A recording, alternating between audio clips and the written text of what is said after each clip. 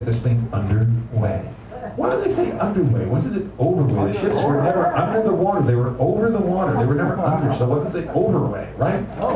You know? Curious minds want to know. My mind's great. All right. For those of you who are listening, and those of you who are not. Drum roll. Thank you so much. Oh, the keynote is coming first. Justice is going to give us the keynote, and then after that we have, we have Steve, then Sally, then Jonathan, then Owen, then Karen, then Fred, then Stephanie, JC, then me. So she's going to give us the keynote presentation of the evening. Give her a round, please.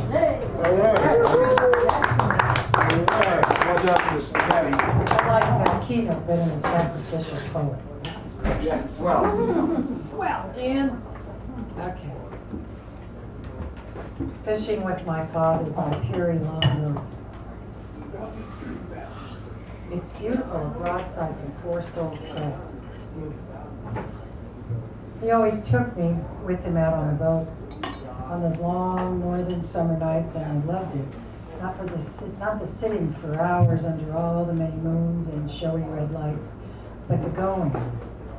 The creak of oars and the locks like entering an attic of silence where no one could reach us. Water beads lined up on the edge of the oar like a string of pearls before they dripped back into the liquid mirror that held us all. I realize now how many poems I thought of but never noted in those hours while we stared the bobber down, praying for a catch.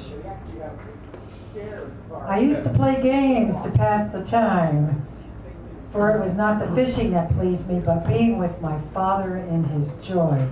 If I blinked my eyes 39 times, on the 40th a muskie would strike.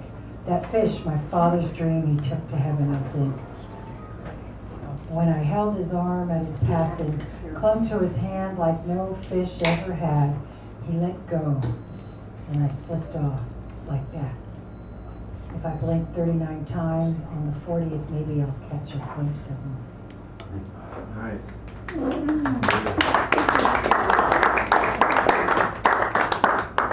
All right. So now we have Steve Arnston, then Sally, then Jonathan, then Owen. So give Steve a round. He hasn't been here in a while. That sounds good. Just a relatively short little thing. It's the beginning of a very long thing. So, it was the nearest place distant. It was a location necessarily far. I held in my palm a photograph of a place of dune sky created from a cinemascope of pines like an avenue, and rough sand choked the air as perspective gained custody of Kodak's theater of say-so, and the selected desired quadrangle allowed coarse grains to stage a comeback. I hurried from Horsefall to behold a camel, forsook the sanctimonious hum of Media Baby Bot, fled the talk show, and showed up in dune country, clicked into cloud sand, a janitor freed of cleanup, who, in the first heady moments of a new life, wonders what was ever dirty enough to require his services. The moon will not set here or anything arise in sandstorm sky. There is only the celestial body of a Saharan Venus entertaining her planet.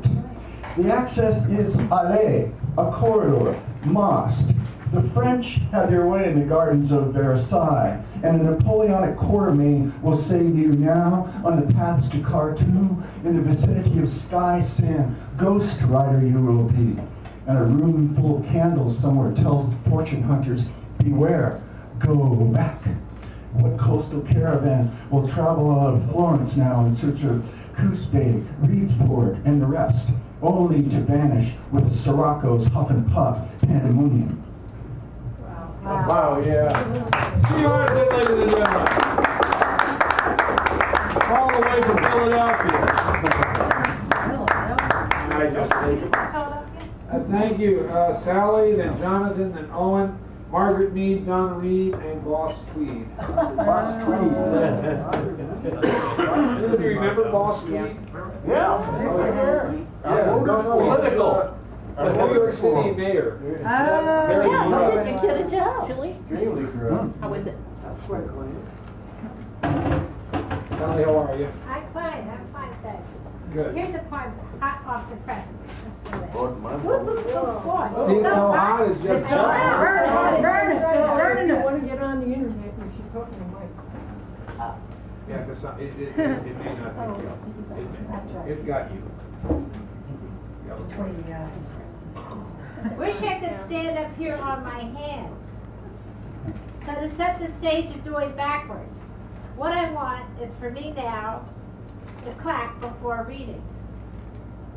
Expressing my gratitude to you, the listening sounds, the listening souls, and clapping hands, who nourish me and my poems. So now, I want to give claps back to you. Oh.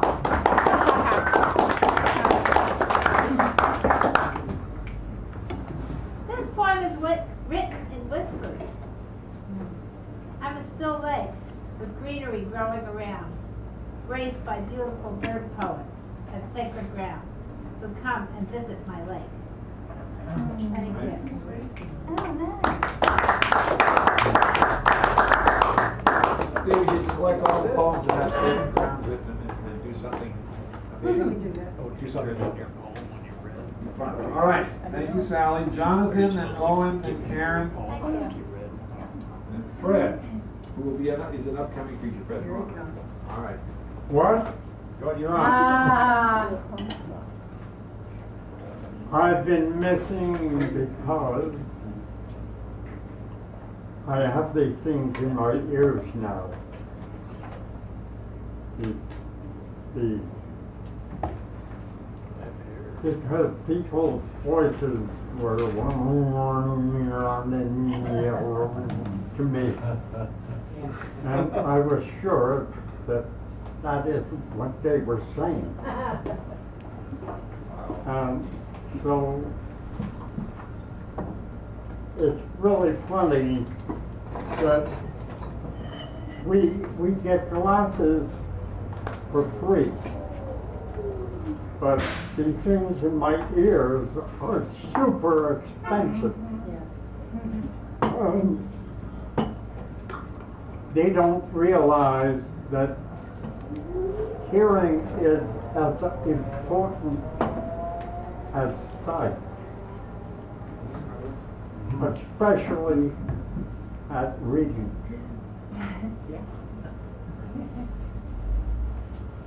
My first open reading was in New York,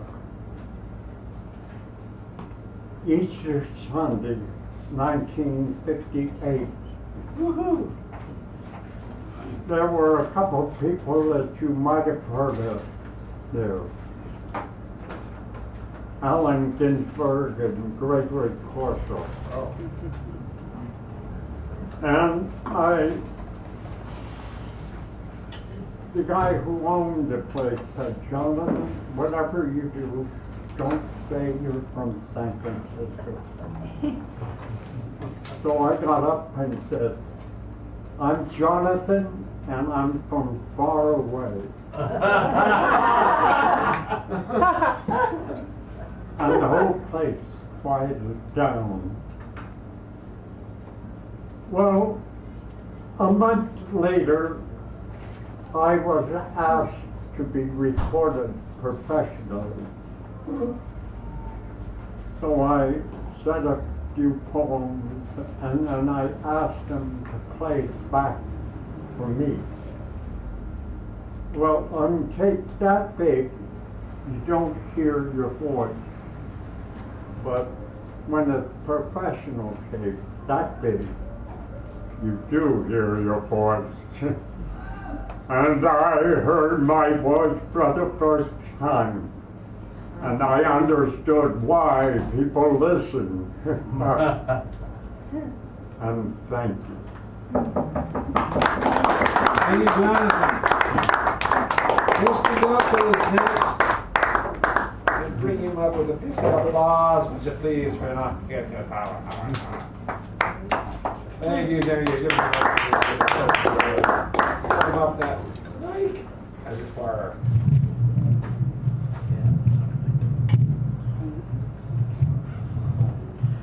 Can everybody hear me? Yes. You bet. Yep. My last, these are my 3 latest poems. Called Poem. The sunny steps of the cathedral of the mind, the fallen cup, the stars from the nowhere to heaven, the slings and arrows of earth's death and dishonesty, and travail does afford a day's wanderings and wonderings, the wandering and wondering we so avail. Poem at Starbucks.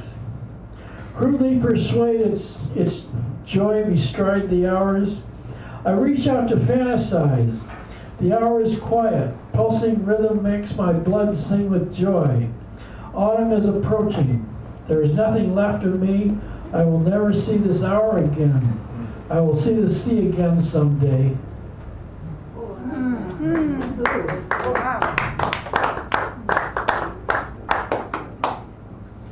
Poem.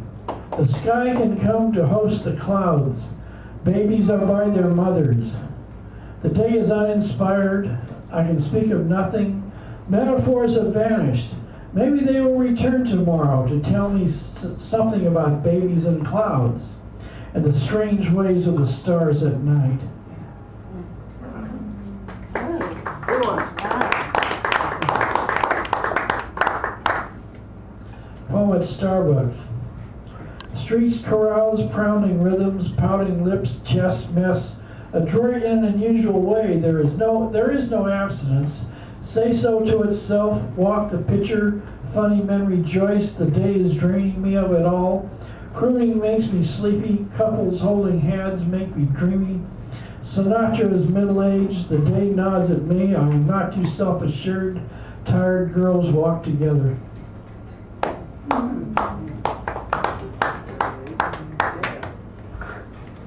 Poem at Starbucks.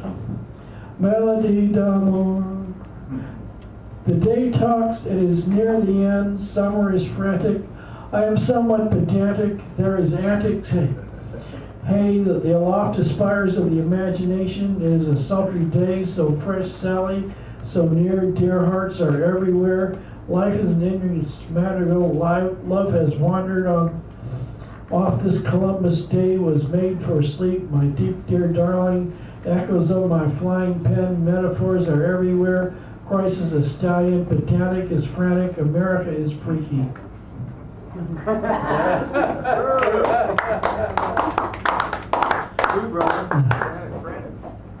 Poem. Horses at dawn, the harness of Homer.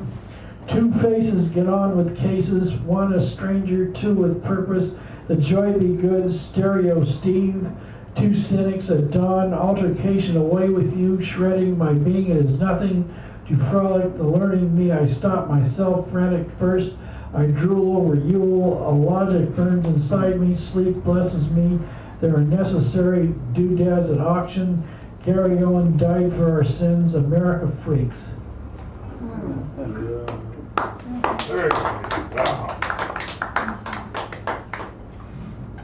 Poem at Starbucks. Bellowwood, Bellowwood, Bellowwood, we are fast and furious, pushy, punky in particular, feasting and forgetting about fornicating, getting and spending the day we lay laced, doggerel jogging, can say my name in public, sesame and sixpence, 60 all. Yeah. Poem at Starbucks. Manly violin, mostly Taurus, Elysians are celestial, dawns to days to light, point to the stars, saddest are sad, or the sad. Do unto others, cannibals glow, the foul rope leads the way, glory is downtrodden, space fills the stars, glorious troubadours, the Yankees are on the Yangtze. 2 rivers for Aquarius, can't cancel that good feeling. Itch for every itch, Simon is silent, patrons are polite. Death is dishonorable, USMC, pay for pain. Thank you very much, all. Now, the honorable and well-renowned, well-known, yet quietly powerful Karen Huff is going to come up here and proverbially blow the socks off the house, as she has done oftentimes before. I will now stop talking. Well, so what? Well, I don't know about the honorable bit. One of my first grade students told me the other day that since I had a boat, I was obviously a pirate. And I said, what do you mean by that? And she said, well, when you're not teaching us, you sail the 7 seas, you find treasure, and you have 300 husbands. Wow. Wow, I didn't know there were that many ports. That's a writing prompt if I ever heard. Yeah. Yeah, which reminds me that I just got a flash fiction piece published in a literary journal called Prompt. And I thought, oh great, something besides poetry. And then I reread it and said, oh shit, this is just a long poem. Homeland Security. I could easily obtain a permit to carry a concealed weapon. But when I applied for permission to carry concealed poems, they accused me of high treason, banished me to an island nation that ceased to exist in 1735, where the only power is locked in magma 6,000 feet below the sea. The pelicans still converse about truth and the density of humpback harmonics.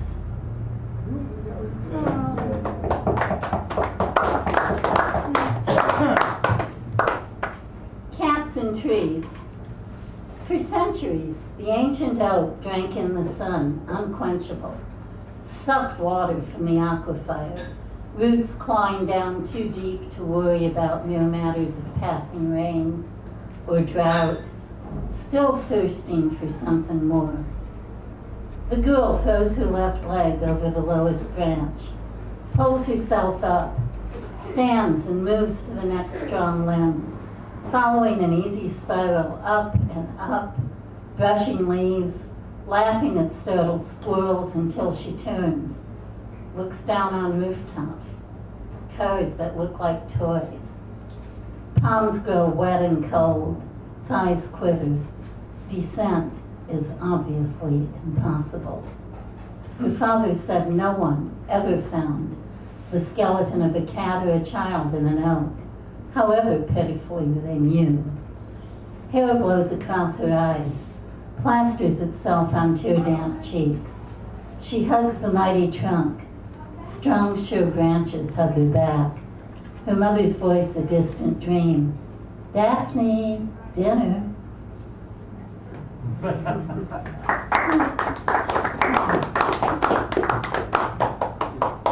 Niche. Wind at 15 knots makes telltales of my hair.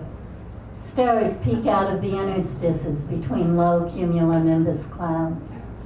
The sea is a moving dance of white-streaked shadows whispering to the waning moon who wants none of it, being tired from all the lovers' expectations of the week before. Laughing gulls have found a more sheltered place to sleep. I leave a small box on a darkened bench with a note attached that says, at times, a woman must divest herself of mementos of love's long past to make room at her hearth for love to come. There is fine silver here and opals. I lay a gold-plated rose beside the box. Imagine the delight of some girl stumbling upon unexpected treasure on her morning run. Walk a mile more before I feel cleansed and ready to greet my lover when we drop anchor into the strong, forgiving mud of life. Nice.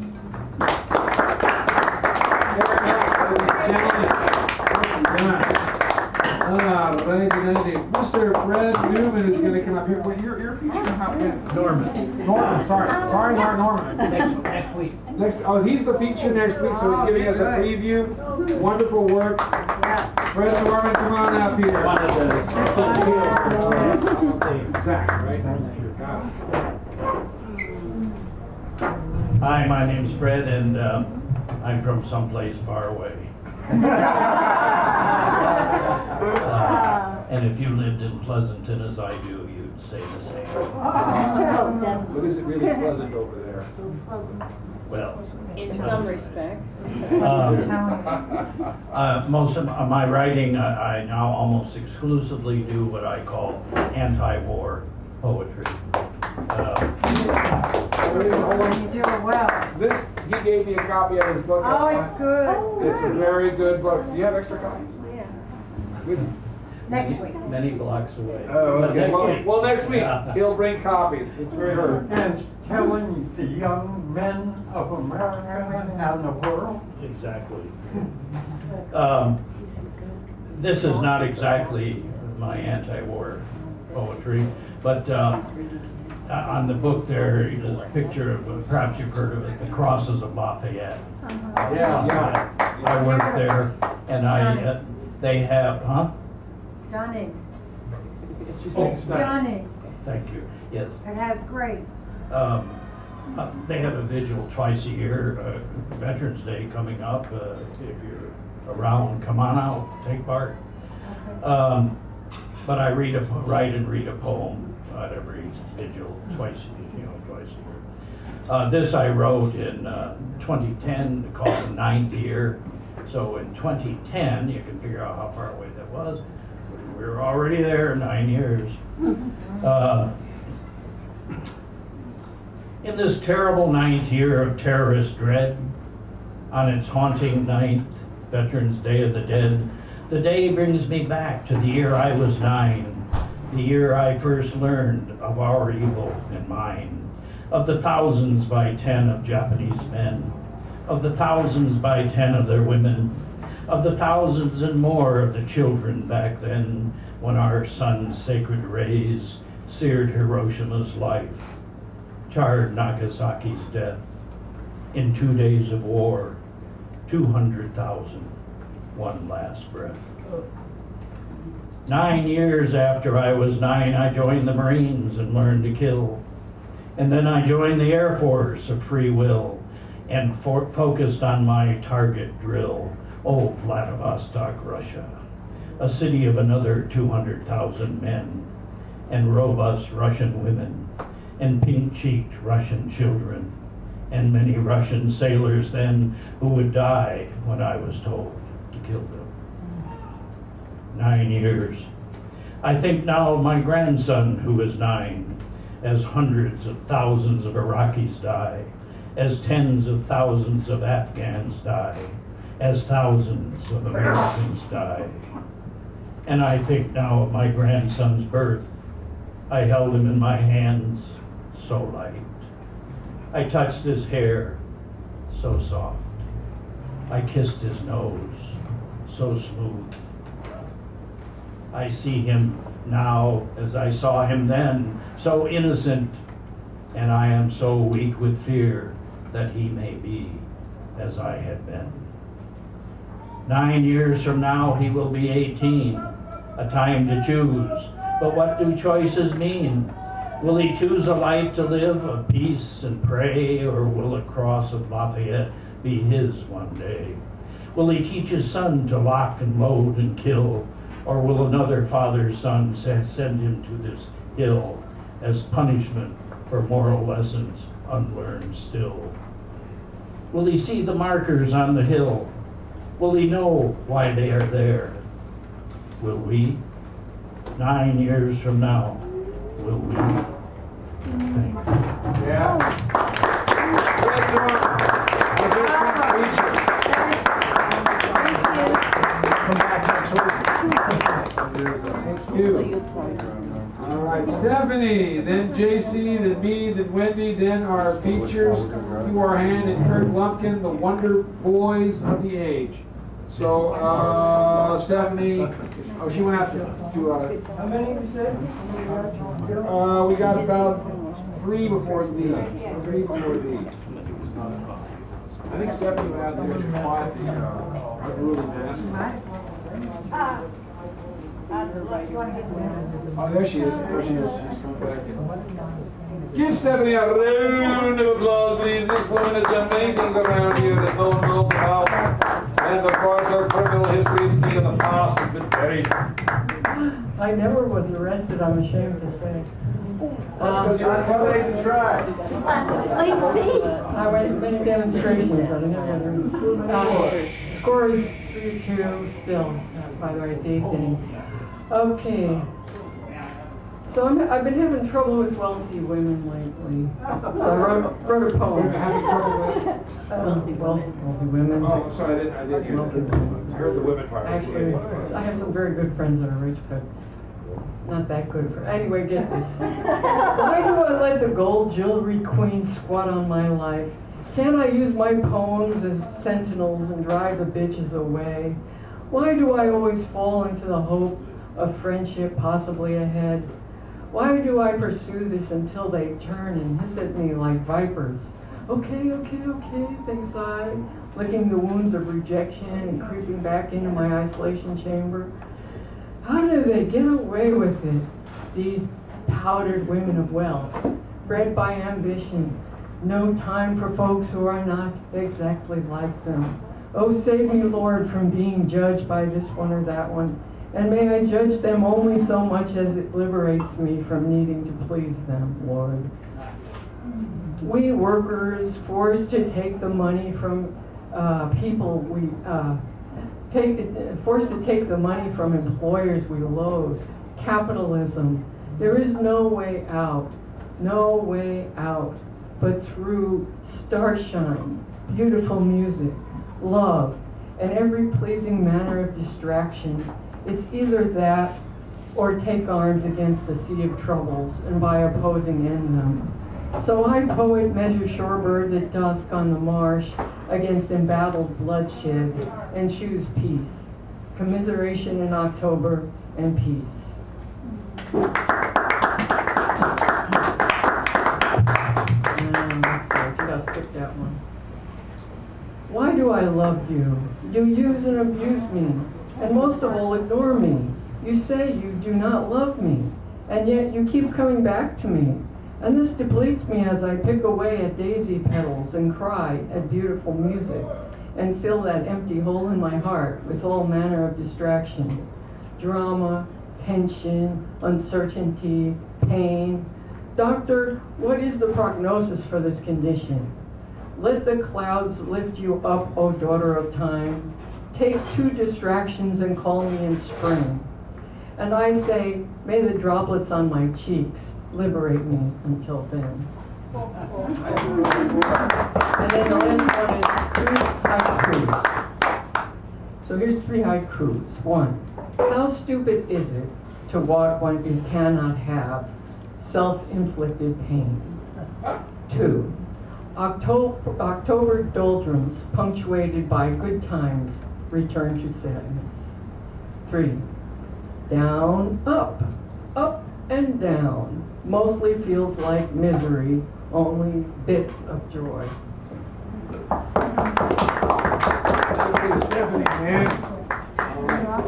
Oh, now we have our representative from the south areas of the day, Mr. JC, coming up here. Haven't seen him in a while. Give him a big welcome. We haven't seen him in a while. Come on, people.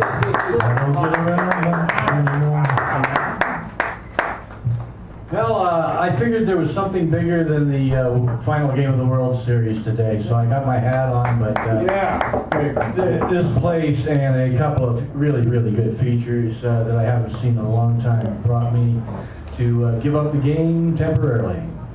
Anyhow. We're winning anyway. Oh, yeah, good. This is This I wrote right after 9/11, coming back on the bus from Ensenada, which is where I was for 9/11. I looked around me and this is what I saw. Barstool patriots. After the towers fell, Babylon was changed with orders from on high. Freedom will suffer the pain. In Ensenada, news of terror drew native stares upon trippers' return. The toll for terror struck in. Hate struck on buses. Shops shuttered in the wake. Movement at a standstill. Only drunk and stupid survived. Barstool proclamations of serving the cause, and their "we'll go kill if called" cheeks never left the stools.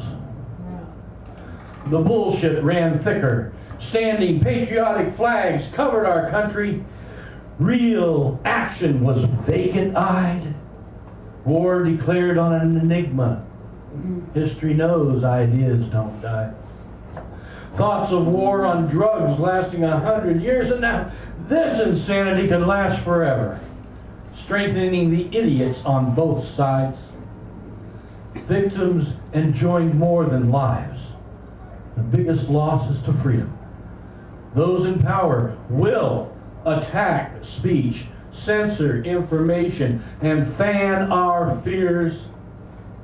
The fire engulfs the Bill of Rights. Big Brother's police state just got a boost. As control takes on free thinking and people shelter in place.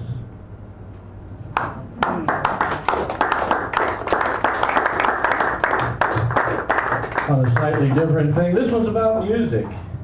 Reed blower. Stuffing pockets with air, expanding our cheeks till ready to explode. Blown straight while I'm only a child of light. Keeping it good and wet and tight, stretch it out as far as workable. Needing to jump to get a gain on a little space on the groove.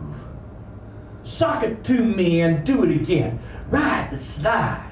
Slip me some skin, get down. I want to blow beyond. Wig out on a song. Winging it as we go along. Hip to the beat, never feeling so sweet. Flipping that dial, turning to the trick. Letting loose with a soul slide. Rolling in the notes. Drop me, rock me, hold me. Never let it go. They spike up the volume just one more time. Drifting on the sly, counting the amount. Take it from the top. High note rapture, low down, bottom out. You hear what I'm talking about. Jack me into the Reebok. Slam me, but don't stop. Slide through that haze. I want to be amazed. Having a cool fit. Getting a handle on this shit. Radio dial me in. Music ain't no sin. Play it on the megahertz until it hurts. I've stole a few from the classics. A couple of bars here and there. Robert Johnson gave me this riff. Blues is loose, not stiff. Well, catch me on the flip-flop. Crazy as a get-go. All music, don't you know? Just follow the flow. And blow, man, blow.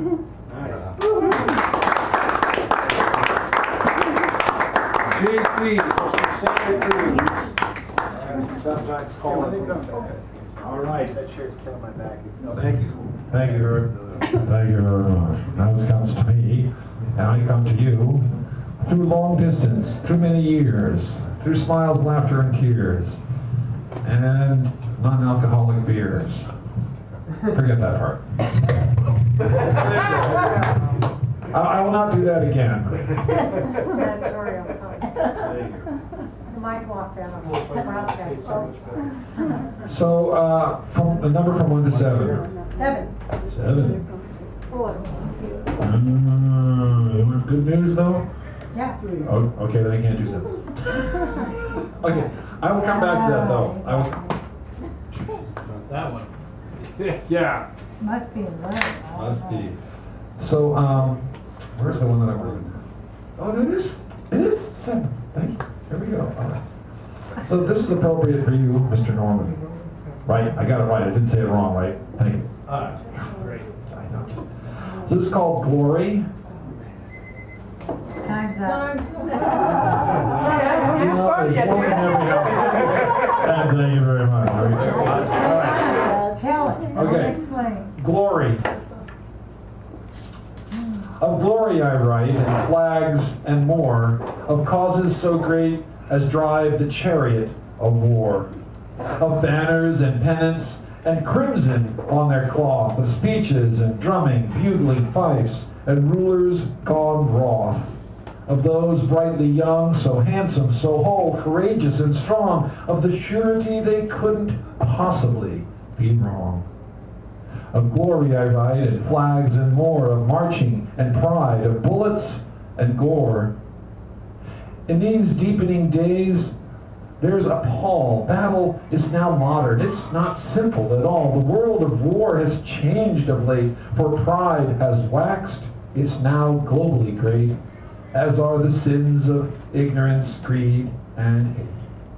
Race and culture still play their parts, as do philosophy, economics, and the sacred beliefs held in our hearts. So no thing is left that could be called clean. All is sullied by that Midas touch and has become mean. Every hand has its own form of that damn stain. Every dream has been taken and turned into pain. Of glory I write, flags and more, of stories told to children that lead them on to war. And there are songs and verse of overweening glory too, and legends of godlike acts, more than a few. The man who struck 300 down dead, 300 who stood against a tide of millions instead. All the spit and polish that swells a heart with pride, all the boasting fools on any fighting side. So, we're in interesting times, as more hear the cry, and they rush answering the call, never questioning why. Would that the world give up its torturous dread, as has made human history so drippingly red, that has cut the yield of promising lives, who then march along with their damned honored dead. So, mothers will weep and lovers moan, while fathers walk it off and sigh alone. Yet millions don uniforms today as before, so millions more will die evening their score. While further millions all cheering wish them well. And this will continue until that rough beast, Mars, falls into hell.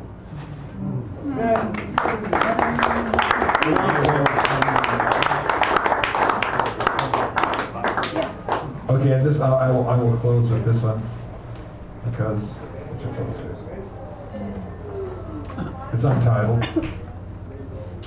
The sky is calling.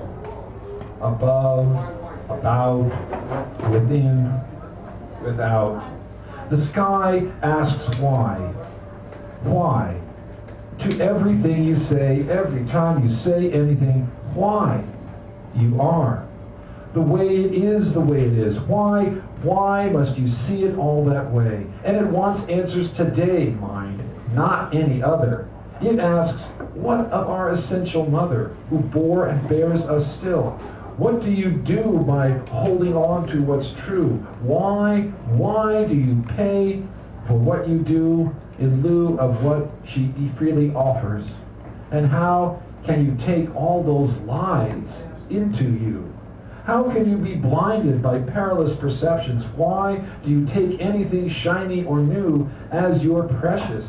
Why make this life only as you like it, never considering the earth, air, water, or fire?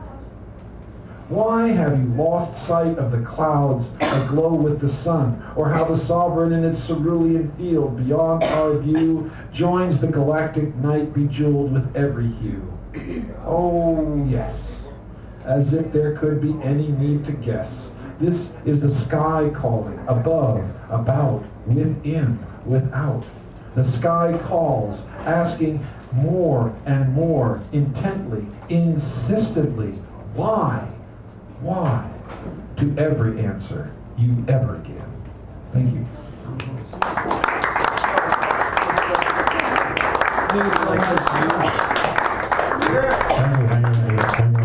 And Wendy, you're coming up now. So my dearly beloved is coming up now, and then she will precede. She's the ultimate precedent of our feature, so they're getting themselves ready. Thank you, Wendy. Give her a nice little round there. So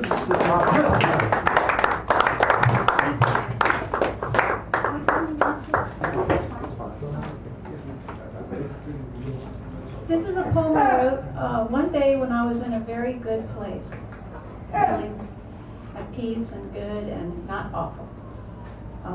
And some serendipity happened that day to me. Home for a Stranger. Forgive me, stranger, if I do not remember your name as you told it to me, but thank you for seizing that day, crossing that street, peering into my eyes, and unable to speak aloud, asking those questions on your pad of paper. Do I do yoga, you asked? Yes, I do some yoga. Then pausing, I realized what you really wanted to know was how it came to be that I was so content and happy. I replied, I do mental yoga, imagine wonderful feelings, say beautiful things to myself. We went back and forth, you asking all those questions on your paper, and I reflecting heart's soft, encouraging answers. Then it was time to go.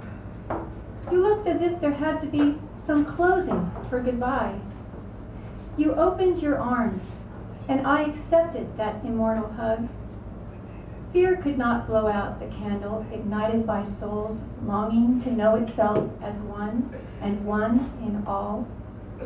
Thank you, stranger, for seizing that day, crossing that street, peering into my eyes, and asking.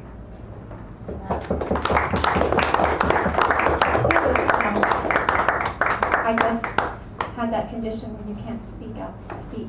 You wrote on paper. This is one of my nature poems. Reverence. Why is it that when I hear birds singing, I feel happy? Why is it that after I laugh, my heart opens, soothed?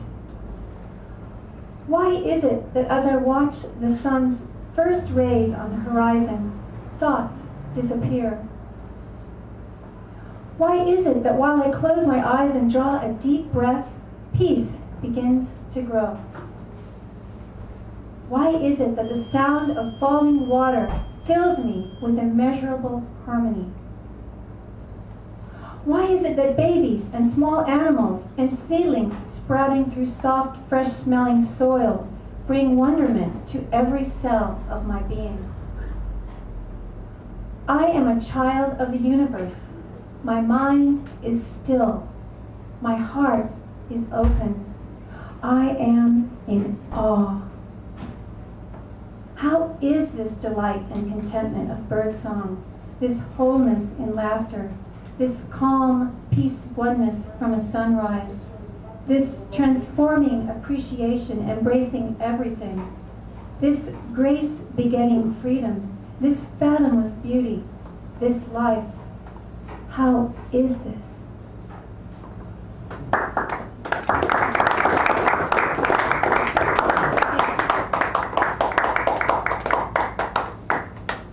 My shower is a holy time.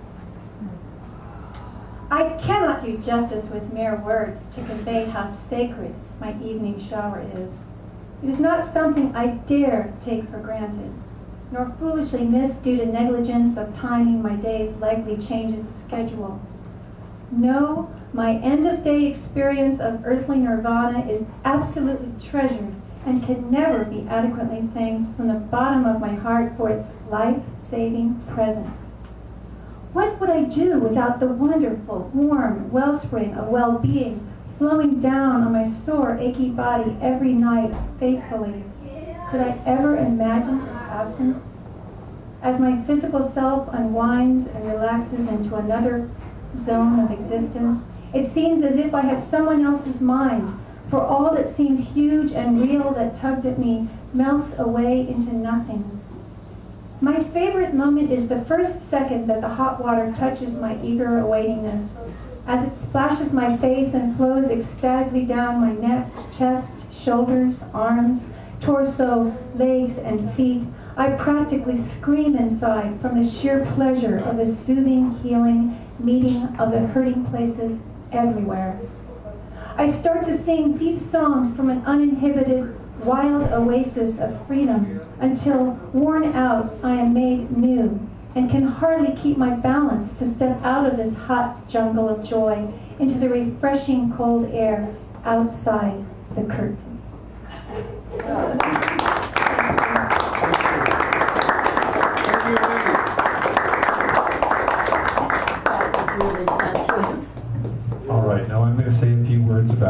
lectures. They are very good. Yeah. But I'm going to add a couple of things. First off, Kirk has been in the poetry scene for like a really long time. And I think I knew you way, way back when, in my first introduction to the poetry scene, like in the mid-70s and stuff like that, so way back, he's been around. Good, solid, wonderful poetry. And then QR, where is he over there? I can't see him. He's going to the bathroom. Okay, well, I guess you're going to go up first. Yeah, that's all we That was the plan, okay. And he has just a great, warm, compassionate voice. You look at the guy and you think, someone should paint him. You know, not paint on the face, but paint, you know, he'd be a great portraiture kind of person, very expressive. Not that you're not, but you know, it's like, they're really a great pair, and I'm very, very glad to have them here. And what they're going to do is each read a series of poems, and then you're going to do the duet at the end, right? Okay. So it'll be a special thing. I'm very pleased as pleased as punch, right? Remember that was pleased as punch, wasn't it? Hubert Humphrey, pleased as punch, right? Anyway, so Kirk, you're coming up first then? Yep. Okay, so give this man a really nice welcome. This is, and I wouldn't want to call an elder or anything because that's like, you know, who cares? But, you know, he is a respected person. Yeah, there we go. That's he takes away the mic. I like that. He's a man of his own words. I don't need no stinking mic. I don't need no stinking mic. So, just a few things before I get started here. I want to say that about 79, 80, I lived like a half a block from here. So this was like my cafe, my place.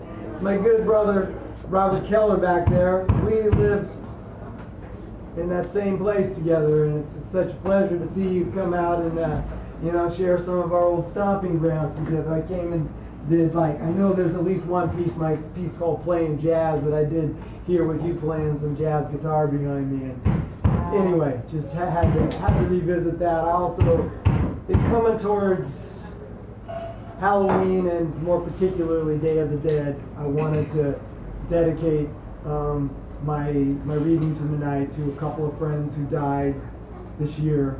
One of them is Lanny Holly, who Robert and I had been a roommate of ours just before we moved over here. And actually I thought Lanny was going to die a long, long time ago, but he made it all the way to this year. And then another friend, Matundu Makalani, a poet who most of you probably don't know, but he was a fine poet who should have been heard by more. And I look over on the wall. QR and I are going to do this piece together, which I started writing last summer.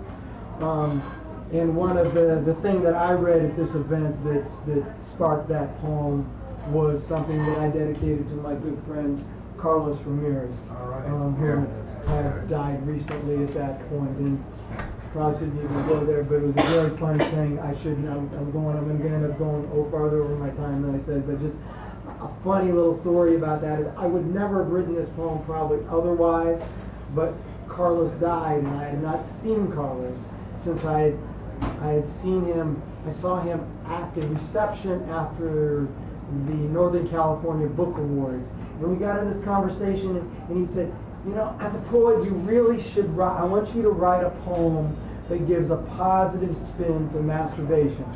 People are always like putting it down, saying how ugly and awful it is, but as a poet, you should, I want you to end, and I probably would have let that go, but it ended up being like his dying wish for me. So and I'm not going to do that tonight.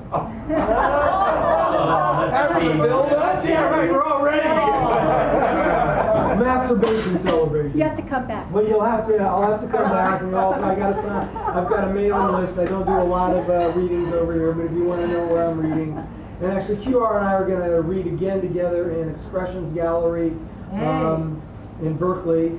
And I'm going to be here, I'm going to be in the city for something called Overthrowing Capitalism. That's the Jack Hirschman's putting together. All right. Anyway, and then sort of improvising some more. I had intended to read as my first poem a poem to somebody who died about a year ago. And I'm going to go ahead and try and do that, but I left it on my desk. So I'm going to try and come up with as much of it as I can. A guy named Frank Moore. You encounter Frank Moore. He sometimes was out as a poet, more often as a performance artist. A extremely unique individual at a very radical approach to life. But the little bit you'll hear of his story within my piece, you'll understand that it needed a very radical response when you were put where he was. Anyway, this is called Burning Inner Lion of Joy for Frank Moore. I found myself saying to myself, who do you think you are?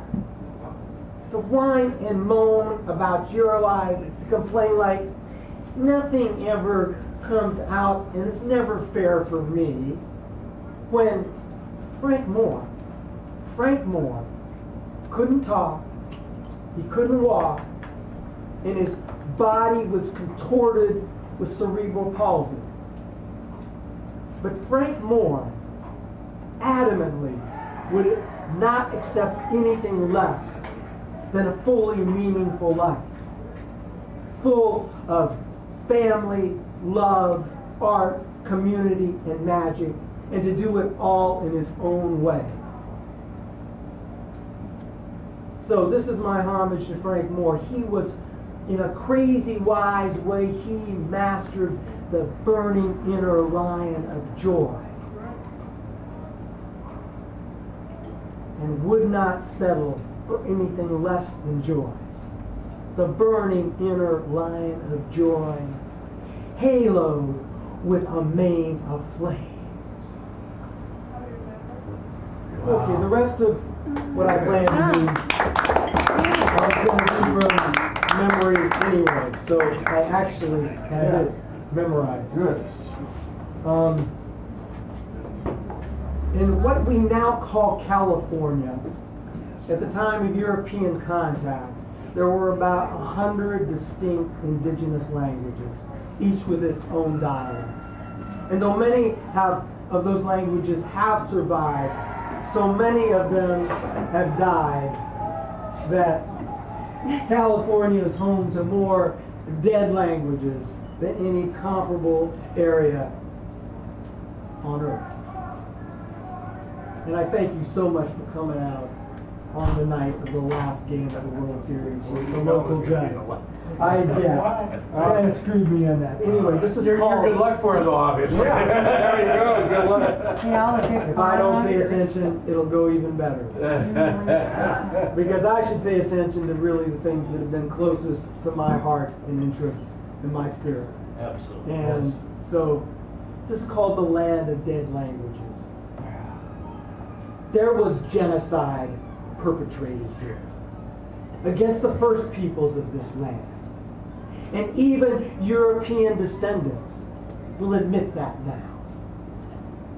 A great diversity of cultures evolved here for thousands of years, ripped away like topsoil in a winter flood, in a bloodbath of violence, disease, greed, and superiority complexes gone.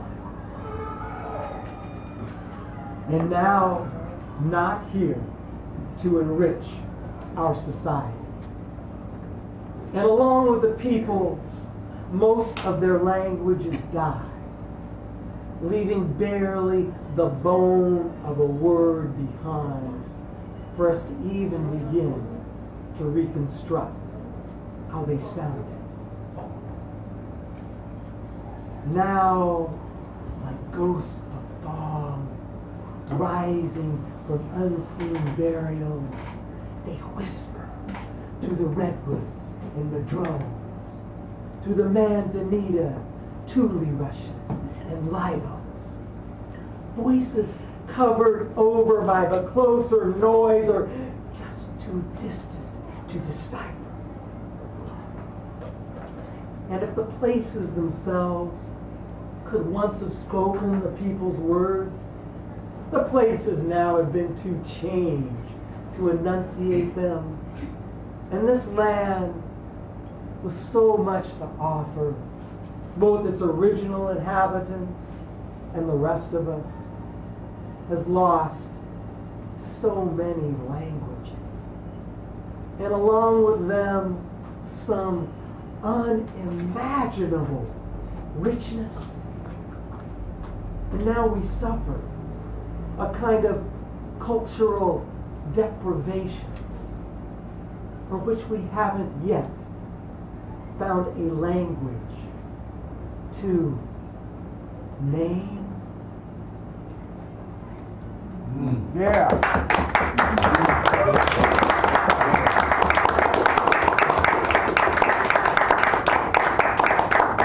And thank you. Before QR comes on, I've got another piece for you, which I've been doing some recently.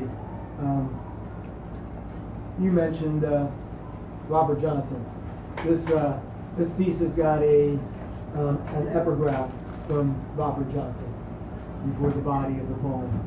And Robert Johnson, there is a popular legend that he went down to the crossroads and met the devil there.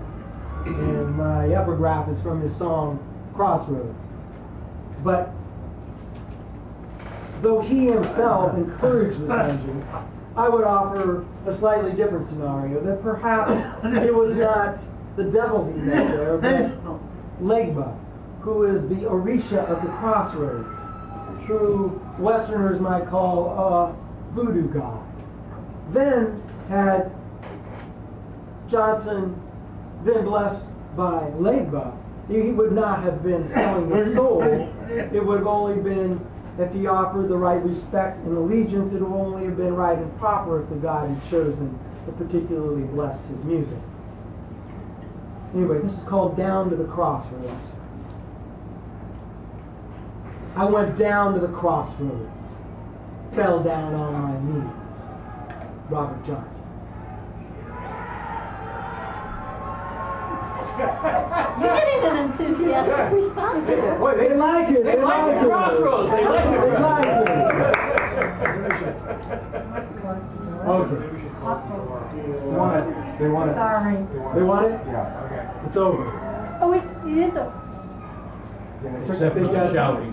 Yeah. It's all over the shouting. It's all over the shouting. Okay. Do you know how to close the door? It's over. I know, but it's over. It's over, but the shouting still goes on. Yeah, there's a, Oh, it's all right. there's a switch or something. That's okay. Better to have the air. Better to have the air. Yeah, they're not gonna need too much more. There won't be any more yelling. We'll need to go home to bed. There you We go. closed it. Now we'll have some peace in the place, for God's sakes. Sergeant all over my mind. Well, now with the introduction, here's the point. Okay. On each side of the center stripe of the winding night road, matching orange reflectors rise just above the asphalt's black. And each pair of these reflectors tonight are watching me with the burning eyes of ghost alligators, whose bodies are hidden beneath the surface of this dark, twisting river of oil. And we are not riding on the moaning black snake of voodoo. This is not the vehicle to carry us to cosmic connection, the wind wailing, the engines mechanically drumming, and I feel us going faster and faster down. Leaving behind the collateral roadkill of wild and native extinction, rolling down Cancer Alley, down toward the crossroads of reckoning. For whichever way we turn leads to a dead end, or takes us squarely back to where we came from, caught in the karma of car culture. We can't drive our way out of this box. We've sold ourselves into the slavery of addiction, and possessed by corporations, we're accelerating downhill toward disaster, seemingly unable to even imagine life without driving, life without buzzing with the power of internal combustion, and the whole planet is being sucked into this smoking undercurrent, while the devil rides shotgun, humming to himself, thinking he's got a deed guaranteeing he can keep on mining our collective soul for his power. There's a counter movement in the shadow. And the spirits of our ancestors are coming back to reclaim their remains. And there will be consequences for the graves we've robbed, for not having let our fossil ancestors rest in peace, instead forcing them into a hellish zombie afterlife that fuel our craving for machines to do our bidding. They are coming back to collect the unpaid tolls for all that we have run over and all that we have paid, to teach us some respect and to help us find our way. And here at the crossroads doesn't have to be, where our minds and bodies go separate ways, where our love is crucified and where we pawn our souls for energy. We can stop here. Turn the engine and headlights off. Get out of our cars. Stretch.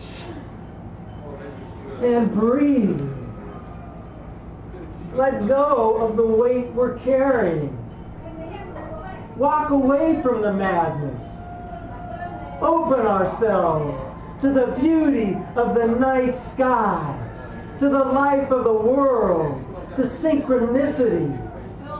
Offer ourselves to love, to the gods, to the wild future, still evolving on this sacred ground of graves. Kneel and touch the earth, and we're home. Yeah.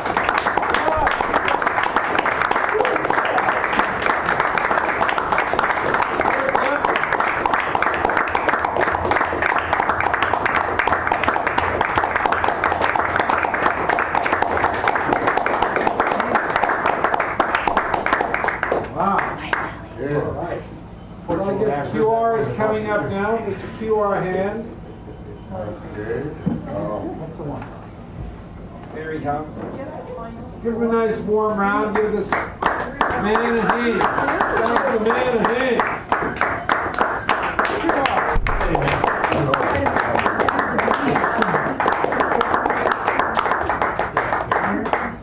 Good, Mike? I don't think so. Well, maybe so. I'm getting older.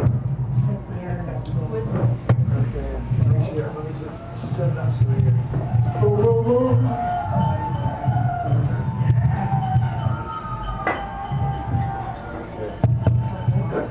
Yeah.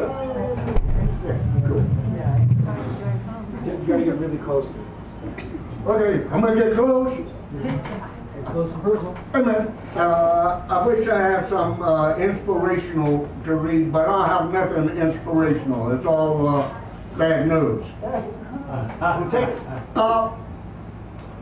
This is one in the back in the Cafe Bar many years ago. This is back when it was first opening in the mid-70s.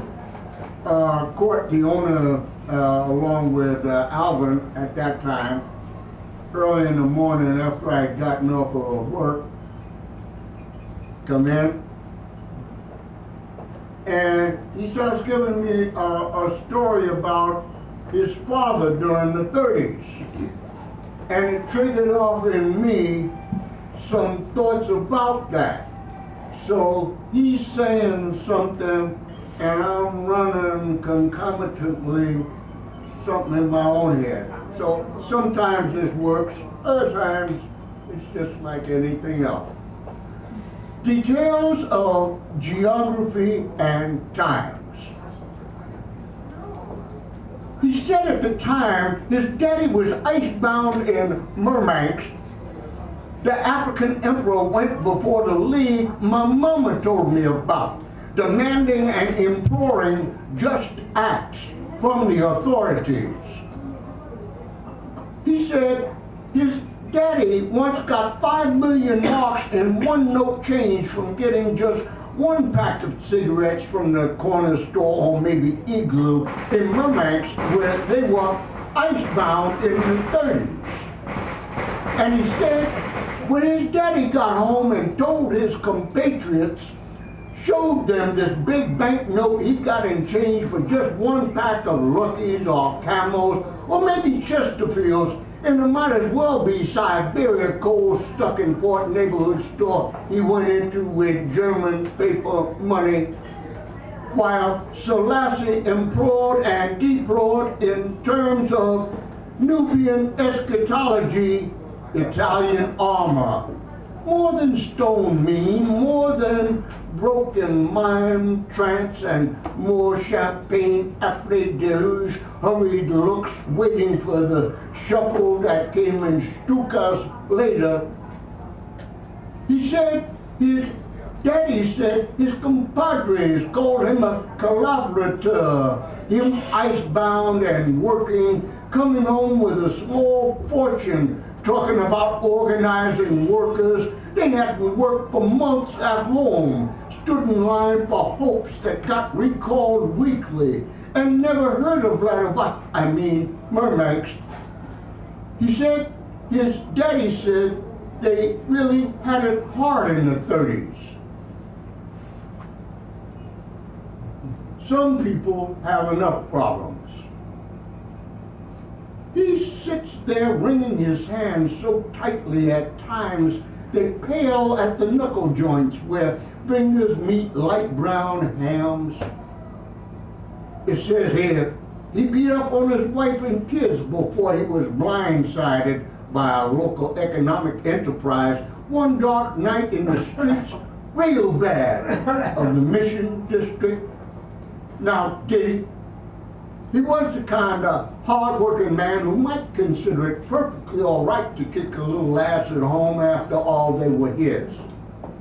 Didn't he feed them, provide them with roof overhead, color television, new car he polished to a metallic sheen every Saturday afternoon? Hadn't he for years, drunk and sober, in broken English, and the kind of Spanish I'm told only the well-educated speak like that in Peru. He rants about the niggers, mulattoes, Cubanos who did it to him, left him in those streets with epileptoid visions, seized, convulsing in San Francisco General Hospital emergency, coming in and out of painful fogs, losing a piece of his mind with each shudder. Now, trying to hold on to his common sense, he touches the new metal plate in his head, first with one hand, then the other. They say he just found it last week. He used to carry his own weight in sacks, loading and unloading trucks with a green card in his black pocket before the union would let him apprentice, prove he could hammer, saw, measure to an exacting millimeter, fit perfectly angled wood against wood with these great hands. Now he forgets what he meant in the muddle of a sentence, ends middle thought with a smile with its rug. I'm told he alludes to embarrassment in Spanish, which I don't understand. He thinks he must appear nice for us. He lists to the left in a slow, lopsided shuffle after 2 years in a wheelchair. The muscles have atrophied, the ones that still could receive, as he tries to remember accurate messages within, bring back to life his central nervous system shattered, fine physical intelligence on a cane the rest of his life. He had to sell the car a long time ago. This part is unclear to me in any language. At home he thinks his wife thinks he should jump out of the window she gazes out of all the time. Is she dreaming of what he thinks the cholos and their street action. Sometimes he thinks any one of them, one or two or more, could have been the ones he never saw that night, who cracked his skull open to fill their own pockets. He does not like how she looks at them. His papers say he curses at her, threatens because of what he thinks she is thinking. He says he gazes at her out of tears. He is too slow to hide. He thinks at home they overload him with dilantin. He can never remember the right time and amount, washes down with endless cans of Rainier Ale. He thinks his kids make fun of him, miming his own clumsy gestures, fake tremors all over, taunting. He thinks they feel safe if they keep him slowly. I wonder if it is true. He says his family waits at the front door of their flat for the tribe of social workers who tend to the needs of himself and family through circulating paper that is always late. They can go down 3 flights to the mailbox faster than he and only bring what they want to him. He knows they whisper to these clerks he is drunk and paranoid and dangerous and he should live somewhere else, and so I believe it when he says he dreams nightly. He's a little boy in the hills of Peru climbing to get a look at Lima, just the other side of a rise he can never quite reach. Yeah. How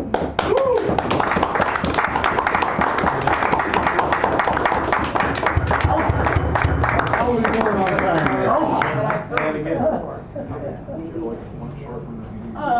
It's relatively short, yeah. I mean, maybe short enough. This is one, this was written after the second World Trade Center bombing. And not soon after, it's called Notes on Osama Spottings. It seems to come to Earth much later, but I wrote it then. Notes on Osama Spottings. Osama spotted like victims of Rocky Mountain tick fevers.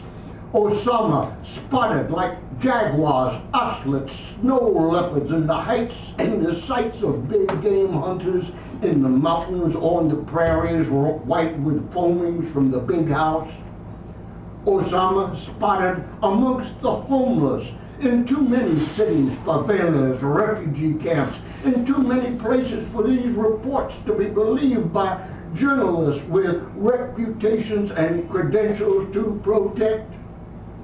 Osama spotted replying to CIA recruitment ads in the New York Times, whose invisible footnotes state we have turned Mandela over to the South African security branch.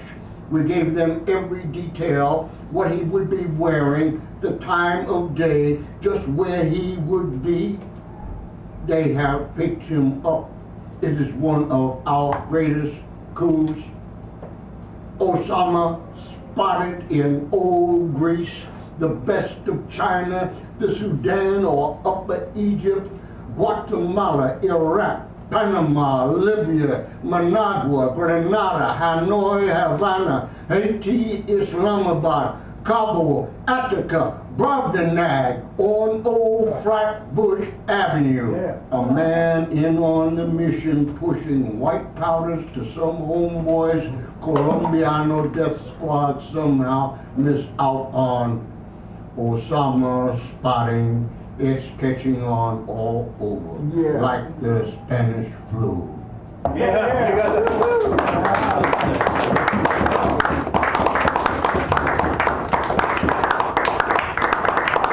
So this piece we're about to do is what caused me to be inspired to have them come here. I saw them do this in the East Bay, and I thought, we gotta have you guys come out there. So what brought this about? Yeah. Do you want me to hold all that? Oh, cool.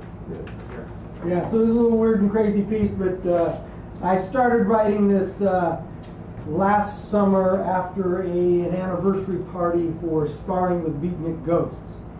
And anyway, we had a little encounter at that time. This piece is called Other Voices Inside Us.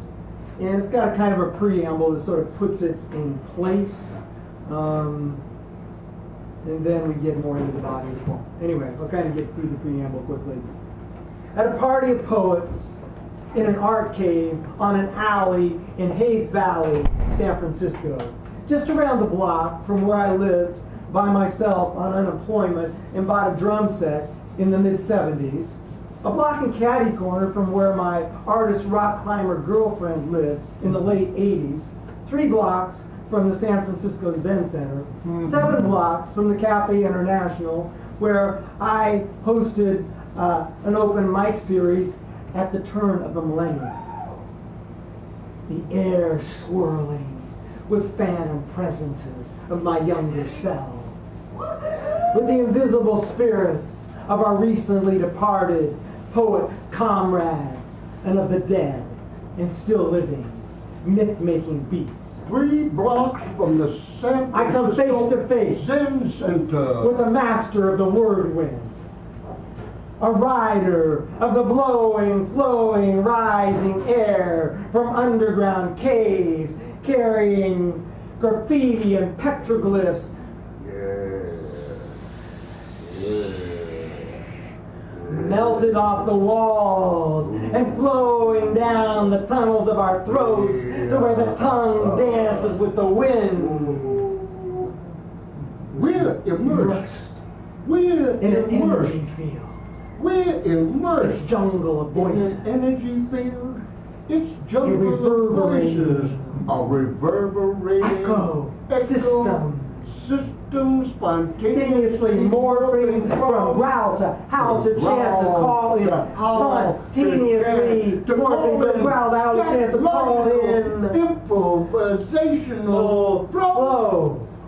We're filled with the sounds of feral beings, with the sound of feral beings, with the and angels, and with the crazed cries for freedom of imprisoned spirits. We're channeling ancestors and wild animals, some recently gone extinct, and others rapidly approaching extinction in the cacophony of these times. In the cacophony of these times, untamed vibrations from feral, vagrant undercurrents of consciousness, electrify us.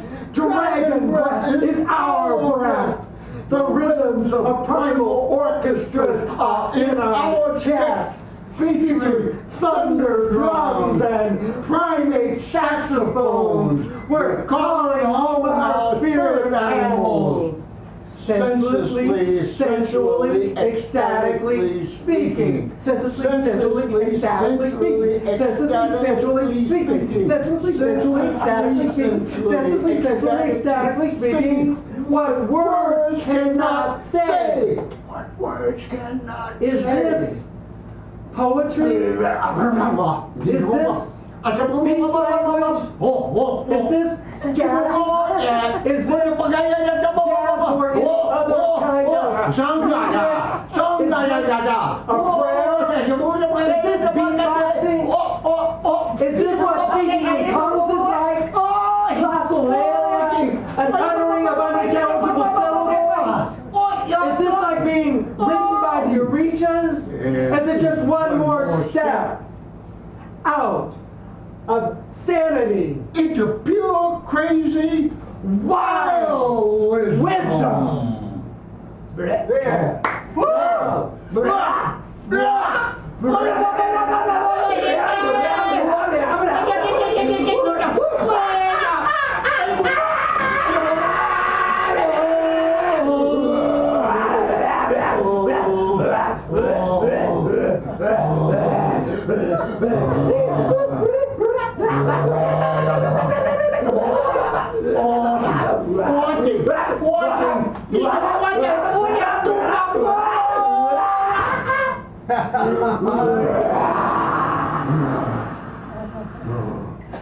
See,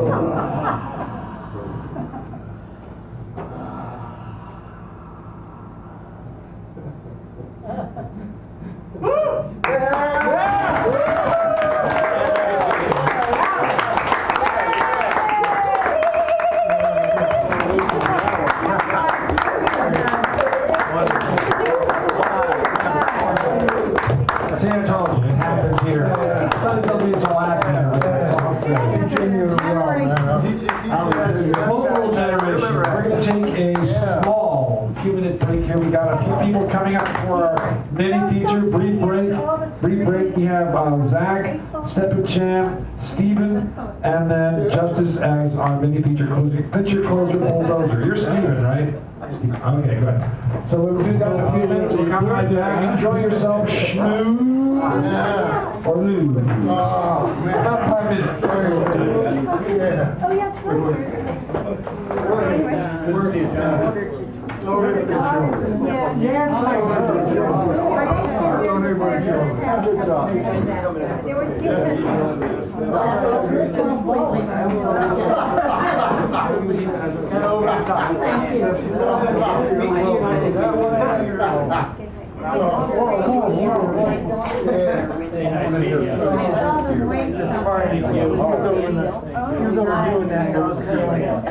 I want some of that, you know. I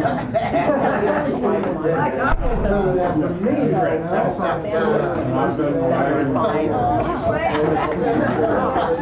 Yeah, because I play tennis on Wednesday and Friday. Thursday I want.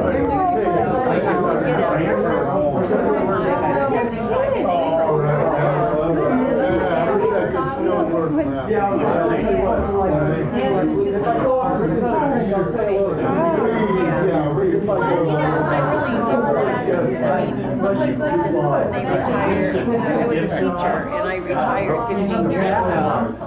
But I've been really busy since then. I do a lot of things. We do a lot of anti-war demonstrations, and I support him in his readings. And I work part-time at the library and volunteer and go to the classrooms and tell the kids about books and play tennis, walk, go see my grandkids play water here. There's a lot of stuff going on. Good for you. Are you in Kirksdale? And do you live in the city? We do. I'm married to Dan. Yeah, I know you in the are. city. We used to live out in the missionary. He's a teacher. Now we live in the Sunset. We lived in the city for many years, and I commuted for my first 6 years when I started teaching. And then Fred worked for the House Committee, and he got transferred to San Ramon. So I was already commuting to Hayward. I did that for 6 years, and then it was kind of a no-brainer. I mean, do we keep paying rent and both of us commute, or do we move? And now we'd love to come back, but we can't afford it. I know.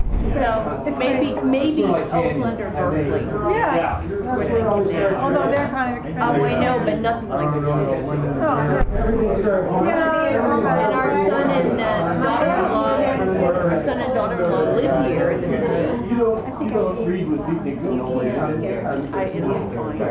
fine.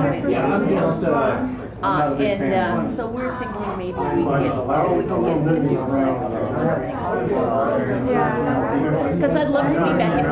We come in all the time anyway to the city and also to Berkeley and Oakland.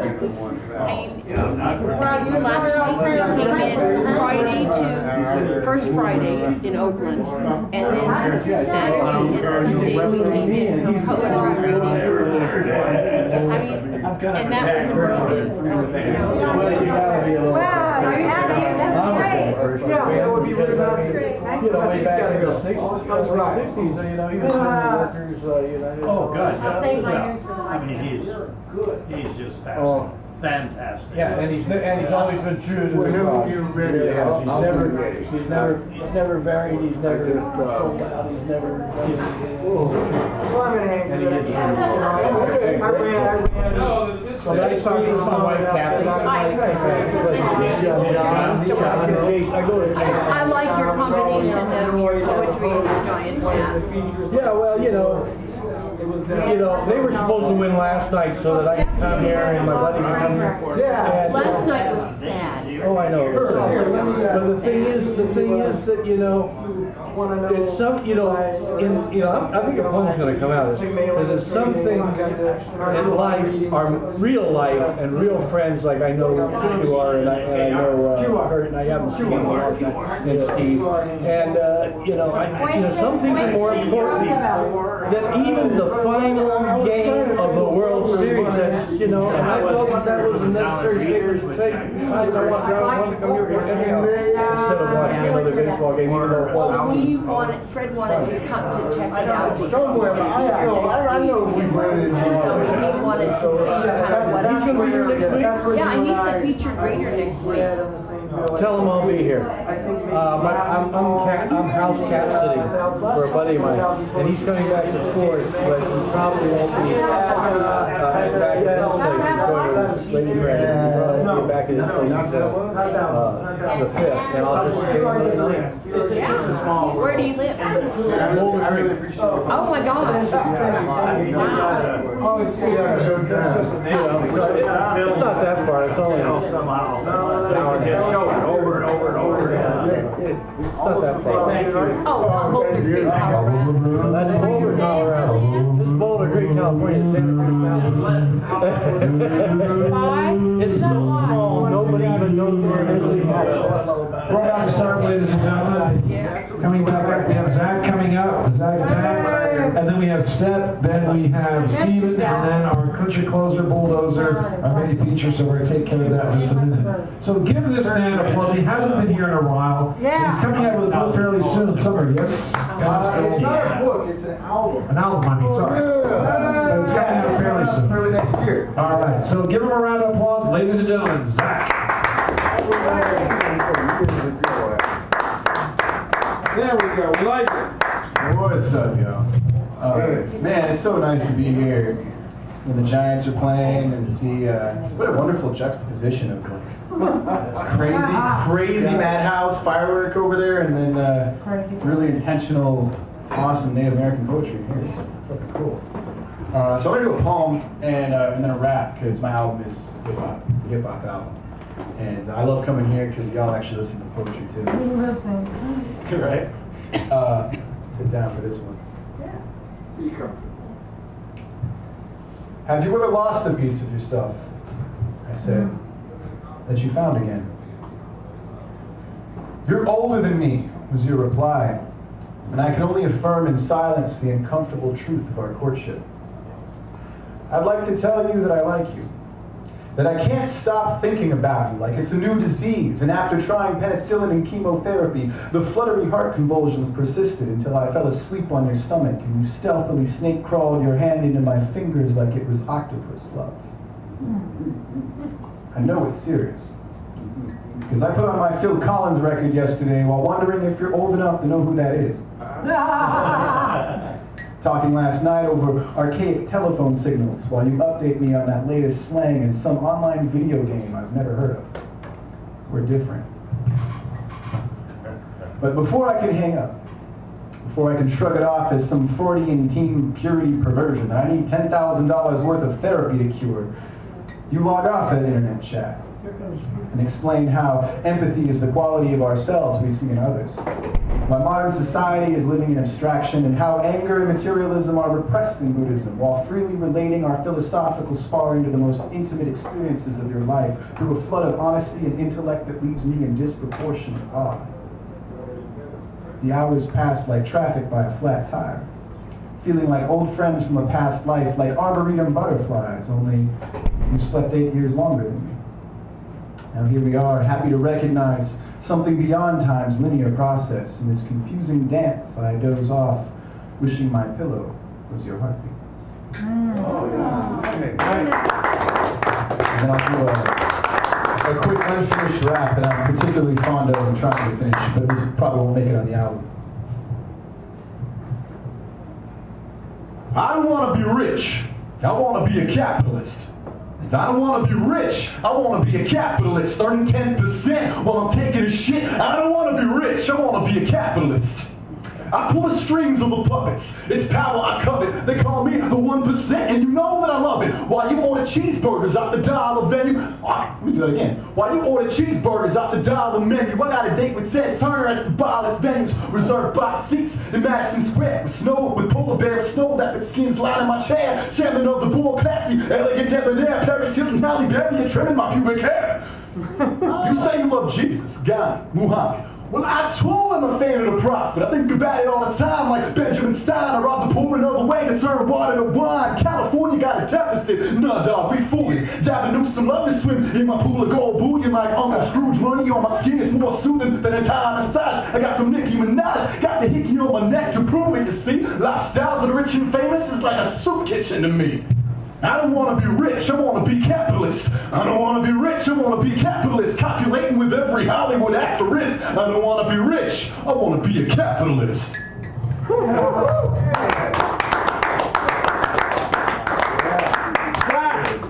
Thank you, welcome back to Larson. I said book not albums. He's coming out with albums.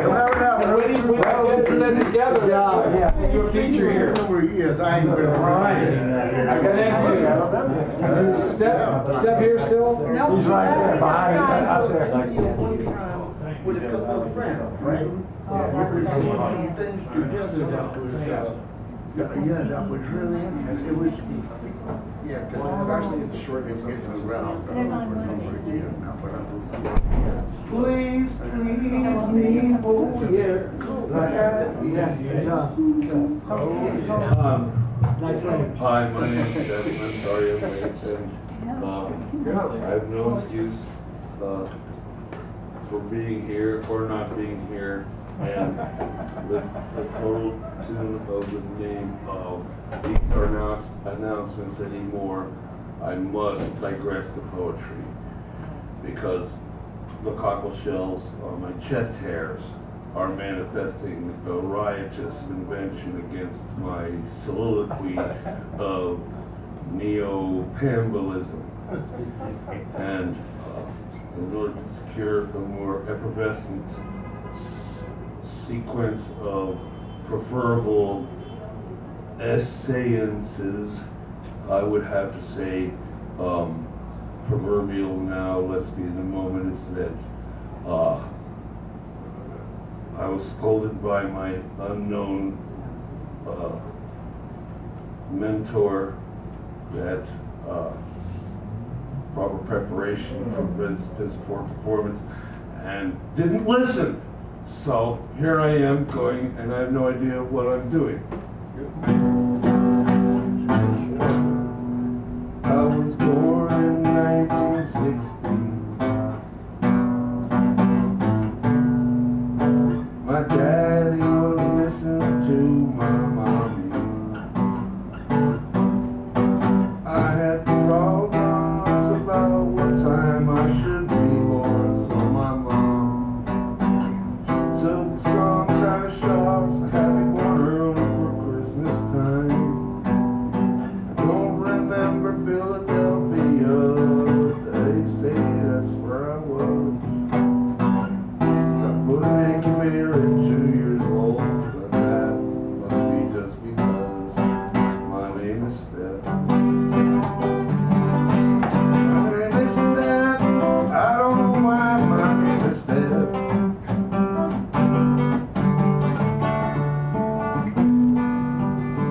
Well, my mama, she went to my daddy's parents' place to celebrate some Christmas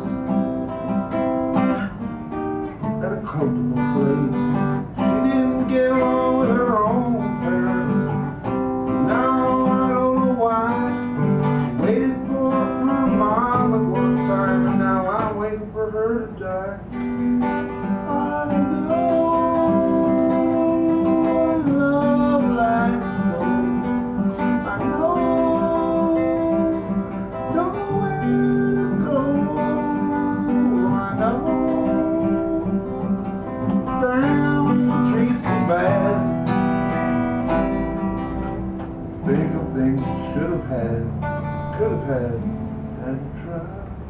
My name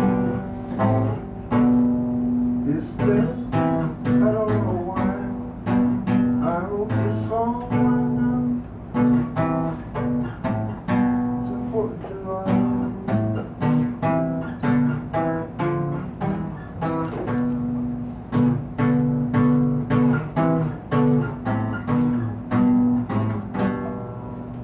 I love to sing.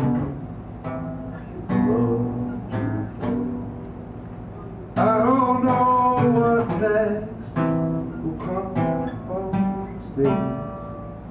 I know that I don't believe things will work out right. But I believe sometimes that I can make it through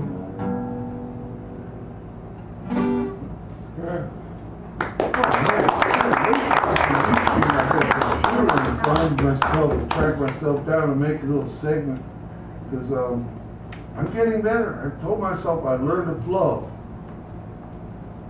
I like flowing. And some moments are good. 2 weeks ago was underprepared performance. That was good. But it goes back total tone.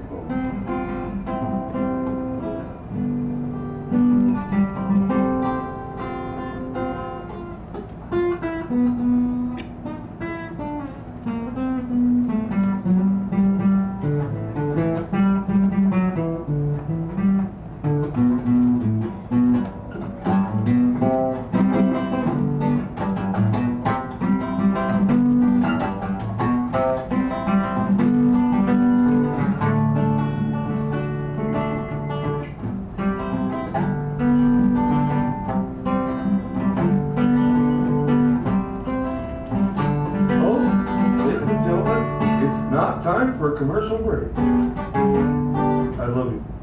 Thank you so much. Happy World Series winning. I'm glad you're not overly absorbed. Speak for yourselves. All right, we have a new person coming in. Give them a nice round. And we got Buford and our pitcher closer, superstar bulldozer. Justice will give us our mini for the evening. All right. Stephen, right? Yes. Thank you. So the following is start to a sonnet, I think, or something like that. It just goes, mind's a cage, ego a flutter. What comes next? I wonder, I wonder, I wonder. I roam, I look, and find not answers, but thoughts that others have left behind.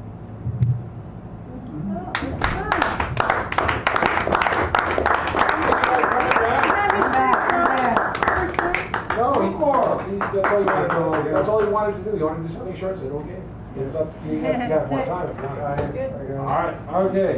Buford, then our clincher closer, superstar bulldozer.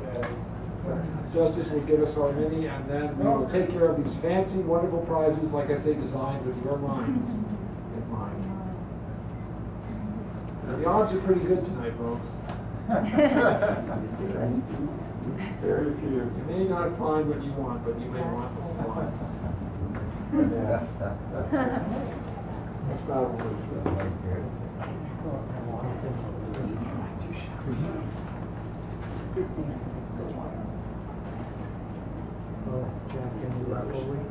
Okay, this is called, first we'll do politics and then we'll do the World Series. Because I just got through watching it. And okay, anyway, this is called Some Middle Class Interrogation. Some middle class interrogation of me, my values coming up lacking for you, and maybe you just feel bad that I'm your friend and failing in a failing economy. You're actually not just one sane person, or you are you. Okay. After that confusion, this is straight out baseball. Okay.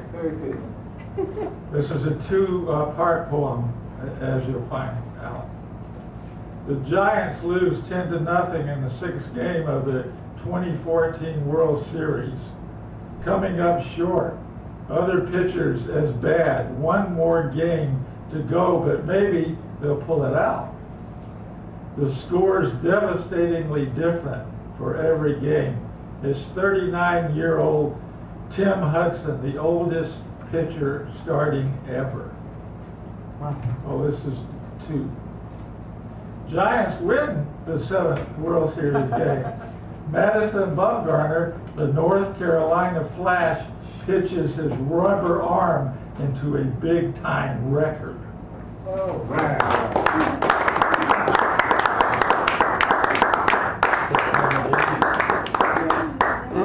And this is Justice. She's going to do our mini feature, which is about an 8-minute presentation. There's something that, are you going to tell the story? Yeah, there's a story. I have good news. All right. I was talking to Kirk. I told him I was desperate. He caved and gave me a very fine edit, my first red pencil real edit. And as a result, I submitted the piece to Bay Area Generations, but my partner was late. So I didn't make it this month. But they grabbed my work, forwarded it to their most prized reader, frequent appearance of Paul Corbin Roberts. You know Paul? Oh, sure. I went to school with him. So it's like riding on his coattails, right? Good. So they're not saying it's guaranteed for next month, but it's like 98% of the time. We're here. There we go. So the story goes that this is beyond my imagination. Charles Kruger said the piece haunted him for days. Thank you. And that he said it reminded him of Carolyn Brochet. And yes, I'm getting goosebumps. That's good.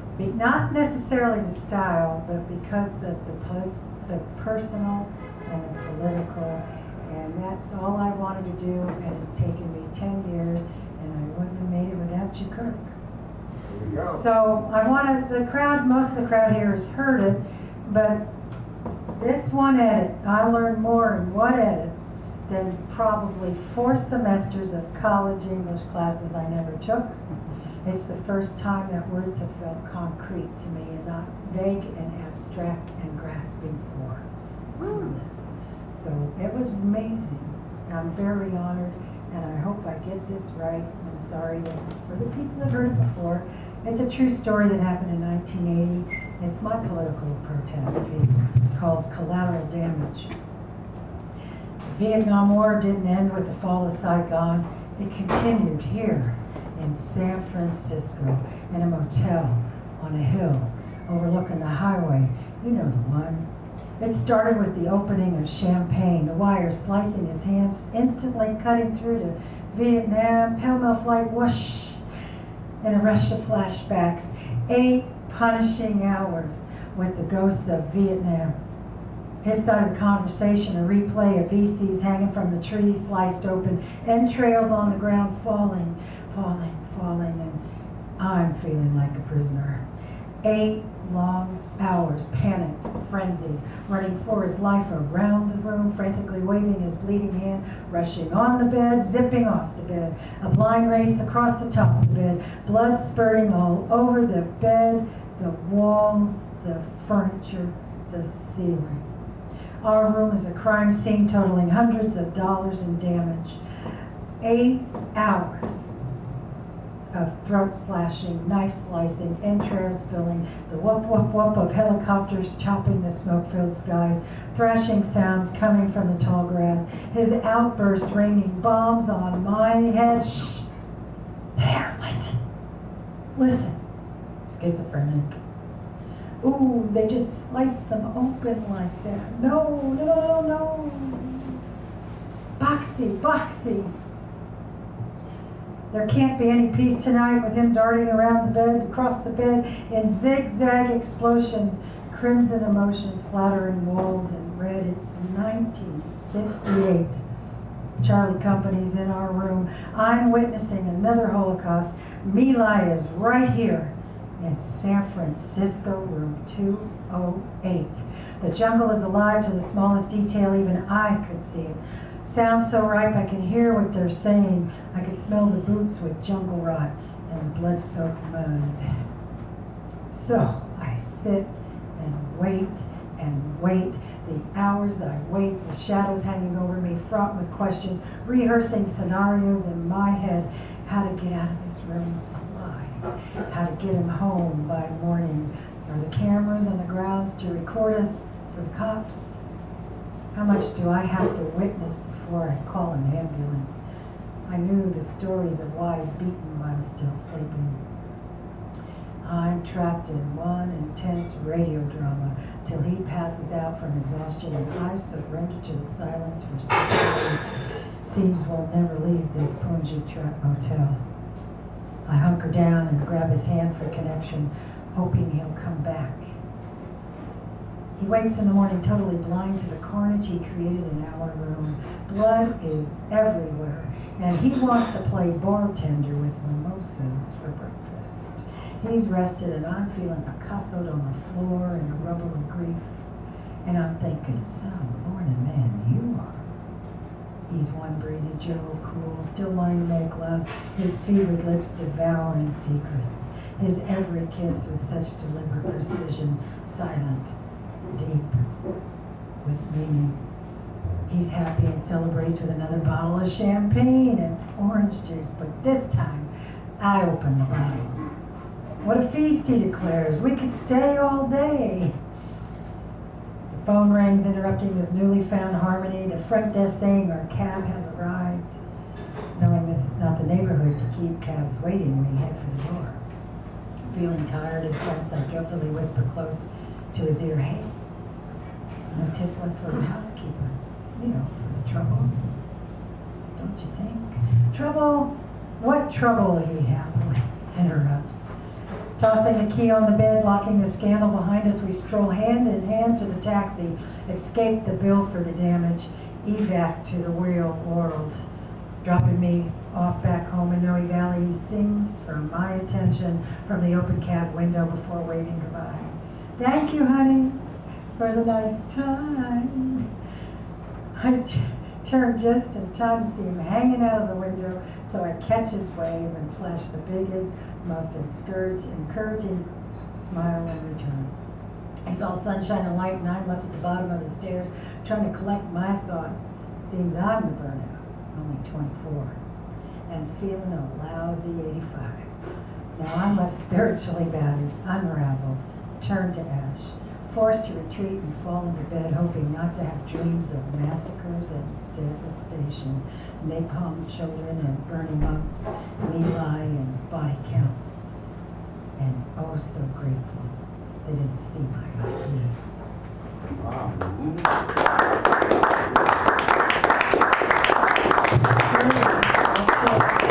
It was more like 11, 12 hours, but nobody was believing it sounds better with 8. Anyway, Kirk likes a gem in this one. Slow moments. In times like this, I get quiet and pretend I captured you with my eyes. How your hair smelled of rain. Your shoulders softened like a lover's. I imagine a boat cutting through the moon's reflection, where fireflies whisper a summer of nights. You soften to my touch. Yearn for what I offer. Forget the scars and sweet and slow moments.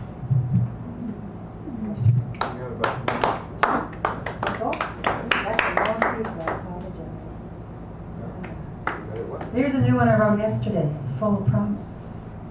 I invited him for a tour of the garden. Gardens are for sissies, he snapped back in his fearless growls. He'd rather surrender to his anger than the eros of jasmine, the musk of roses, the cooling of bare feet upon grass wet with dew. Then I caught him when he thought nobody was looking. Peeked down into the box garden on top of the porch railing, looking for the small details. The fern newly planted for my mother, the young shoot, spring green, full of promise, discovering the golden Buddha on a blade of grass dancing in his surrender. When he thought no one was looking, He slowly closed his eyes and breathed.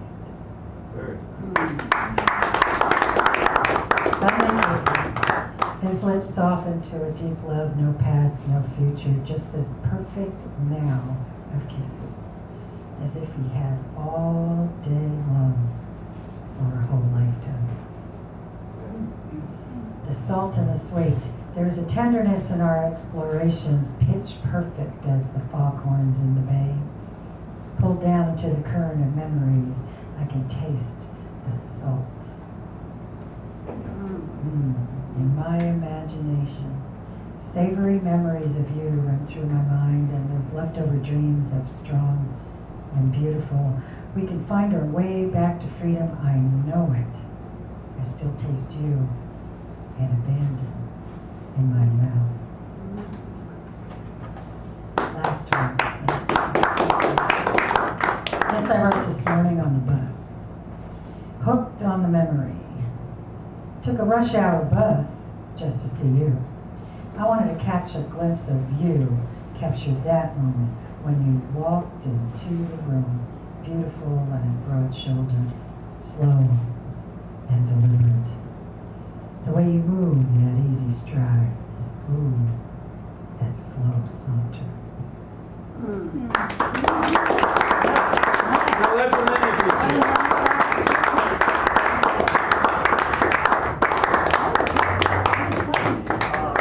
So she's going to shuffle these cards a tiny bit so I can take care of all these prizes. While she's doing that, remember Lao Tzu, a beautiful, cute animal poster with not gerbils, various animals in there from Humane Society.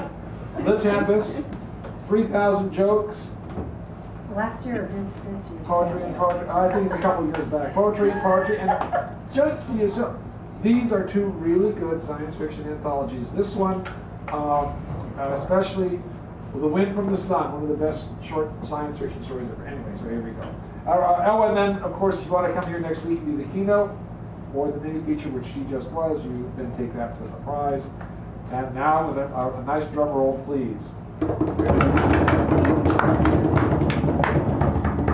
Buford. I want to be a mini feature. Buford's the mini. Yay! All right. I won once and never did it, so I guess tonight. Yes, that way. Tonight. I'm writing mini instead of his name. Okay. Mini Buford. Mini Buford. All right. Thank you so much for that. And then. Oh, these are the next ones. Okay. Wendy. Me? Oh. I know what I want, but is it okay if I take it back? Yes, it's okay if I take it back. I didn't know you were going to do it. Oh, You donated it and you want it back? Well, it's good. Yay!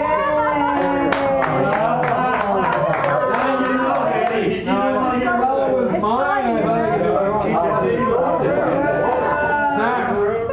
Save the marriage, Dan. Is Zach here? You got that loud man Do you see him or? He's gone. It's gone. It's gone. It's one nice shirt. I don't see his chair. He's here. Okay. You are a winner of one of these fabulous prizes. If you come next week, you pick one of these or one of these. This the mini feature means you No, go up that's first. done. Oh, that's a calendar that I got from like the SPCA. I'm a mini feature. Oh, very nice. No. Wait, there's poetry? There's poetry. Poetry books. Yeah, different aspects. Yeah. No. This is cool. Okay. Look, Yeah, and one's 09 and one's 01, I think. Which one is going? So probably 09. Yeah, the 09. 09 is good year. Older is better. Good year for poetry. And Karen, you are the next wiener. You may come up here and choose one of these as you like it. Oh. I thought you only had one Shakespeare play. Yeah. Ha!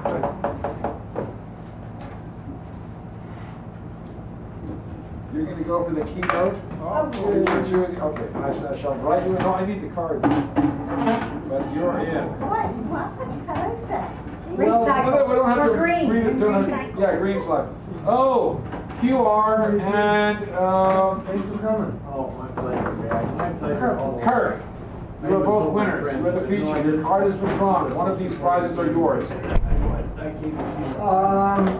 You don't. probably have that one. I'm not taking any prizes these days. We are in, we're at this serious You can take it to give it away. Yeah, well, I don't give them much anymore either. Someone might like a nice gift. Good to see you. It's okay to pass. It's okay to pass. You can pass. Okay, all right. pass. It's like, What about him? It's okay to pass. I remember. Would you like one of these? Oh, things? yeah? I remember Oh, you what- someplace, I can't. Yeah, well, I don't know where though. this is a poetry circle. Yeah, I know it is, yeah. Oh, everywhere. Yeah, that, you'll like that. That's a great story. And, oh, Jonathan left. Yeah. JC. Good. Say bye. I told you there's a high order of probability here. it becomes higher every minute. Every time somebody walks Yes, out the those door. are distributed and black holes.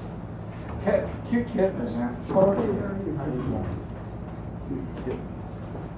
And Stephen, you are a winner this evening. One of these fine prizes designed with your mind, like I say in mine, are yours. So any of these will do. If you like jokes, those are pretty good. It takes the tempest. All right, good job. And Fred, Norman, one of these fine things are yours. I know which one I'm going to One of my favorite Shakespeare's. Nah. Yeah. Really? I was on a Yeah, it's not bus that. with a guy from Verona. Hi, so there we go. Okay, this is your card. Oh, you mind if this is? Well, we're betting on which one you took on. I was thinking you were going to take Oh, I that. like this one. But, so this is the mini card. Okay, just to know this. Any takers? Going once? Did I call your name? I get a little excuse. Yeah. Either one? Yeah, because somehow I did put your card in the box. There the jokes go. Anybody for black holes? Oh. All right. Thank you for coming. Fred Norman is our feature next week, so give them a wave, Fred, so we know that they're here. He was the guy who got a great round this evening. Our feature next week. Mini feature is Buford, and the keynote is Karen, who just He's the mini. He'll do an 8-minute slot somewhere after this morning. Thank you very much. Come back next week. Same bat time, same bat station.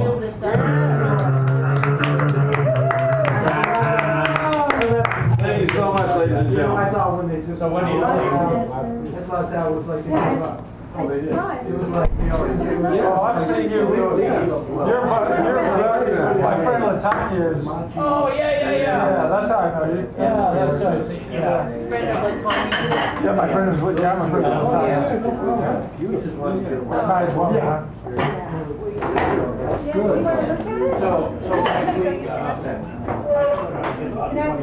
These people ran a little long together. they thought that they were hitting. Behind you. Fill up my. That was The water. You don't know how terrible the water is. It's going to be a good one. I know, so I do that. They say, can you do a half hour? Can I do a half hour? I got years worth. Dublin and Pleasant. I can be up there so long, They people all think have help zone 7, which is well water, and it is well water, and it's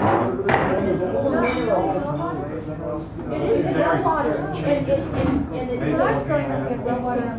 Yeah, well, but that's, this is not promoting trust me, it's full of minerals. Are you guys trying to finish the motion? Otherwise, what I do is I search on Google. That's what I would do. If you find something that you like, just send me the link and I'll post it. And if I can't get that, oh, you've been on that. Good to see you. So I was Yeah. See you next week. See you next week. Yeah. Then you'll show up. I'll just put your name in. John Rhodes. Fred Norman. There you go. And John's been sending me stuff from my readings and all. Yeah, because the thing is that if you have something that you want, then I don't go anywhere near that. Oh, no? Oh, you're gonna but some people, that's why I always say, you know, some people say, oh, I want this one. Okay, bio, stuff like that. You can just, isn't there something in the book? Oh, yeah, it's terribly long. Okay, well, I'll, you know, usually I just say things like, you know, what I know about you, how you read, and stuff like that. I don't know. I get all the love, I'll have something. You can take my bio in there and. Okay, well, Just use the stuff. All right, it'll be a good one. All right. Have some books because you might sell them. I already thought of Me too. little JoJo. Start with a say, I stopped it last week, and Jesus, there were fireworks for the teenagers. What happened this week? What happened this week? What's wrong with that? Dan, didn't you plan this? Find a way that I can get a piece of that crazy.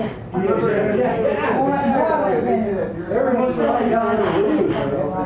It's Irish. Morning. Like, yeah, there's a revolution, but you can hear the songs of the poems and the people. It's great. I go to that Yeah. Thank you very much. So that was all that down here in drama and I put it. He likes to claim it, but it's not. No, I do know the word sheer stuff. There's a lot of people. This is just from, this, oh, he does One time I did it where. Oh, is that what it says? I think so. Says what? It's just the recipes that we got for St. Patrick's Day. Nice. For the St. Patrick's Day parade. St. Patrick's Day will soon be here. Do you need a sign painter for the process? When you act the process. Hey, man, When you jump in. Right, you were good. Yeah, we got good times. Now, you don't need one, and that's a nice opportunity for a volunteer, I don't want to step in. But if you need one. Like there was They need volunteers. You know, people would come in and Yeah, the names. they were really forceful.